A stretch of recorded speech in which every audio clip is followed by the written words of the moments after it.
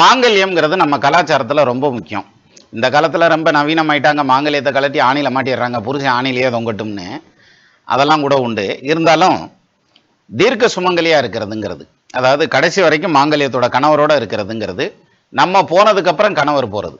இது நிறைய பெண்கள் தான் சொல்லுவாங்க, நான் இல்லைன்னா உனக்கு தெரியும், ஒரு தண்ணி மோந்து கொடுக்க, ஒரு மாத்திரை எடுத்து கொடுக்க, ஒரு கண்ணாடி எடுத்து கொடுக்க கூட ஆள் கிடையாது, நீ அதுக்கப்புறம் தாண்டி சீப்பட போற அப்படின்ற மாதிரியான எண்ணத்தில் நிறைய பேர் இருப்பாங்க. அன்னைக்கு தான் தெரியும் என்னோட அருமை அப்படின்னு. இந்த தீர்க்க சுமங்கலியா போறது, ஏன்னா ஆண் போய் பெண் இருக்கிறதுங்கிறது இனிமையானது. அவங்களுக்கு வேணுங்கிறத அவங்களே சமைச்சு சாப்பிட்டுக்கிட்டு செட் பண்ணி அம்மா கூட மகன் கூட எல்லாம் ஒத்து போயிடுவாங்க. ஆனா பெண் போய் ஆண் இருக்கிறது கொடுமையானது. பொற்றாலியோடு எவையும் போம் அப்படின்றான். மனைவி போனா சகலமும் போச்சுன்னு அர்த்தம் அப்படின்னு சொல்றாங்க.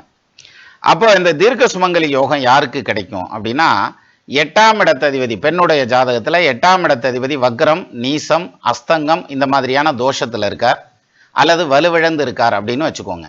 2ஆம் இடத்ததிபதி ஸ்ட்ராங்கா இருக்கார், ஆட்சியா இருக்கார், உச்சமா இருக்கார், கேந்திரத்துல இருக்கார், திரிகோணத்துல இருக்கார், சுபர் பார்வையில் இருக்கார் அப்படின்னா இவங்களுக்கு தீர்க்க சுமங்கலி யோகம். கணவனுக்கு முன்னாடி இவங்க போயிடுவாங்க, இவங்களுக்கு பின்னாடி தான் கணவர் போவார். அவருக்கு தான் கொஞ்சம் சிரமம்.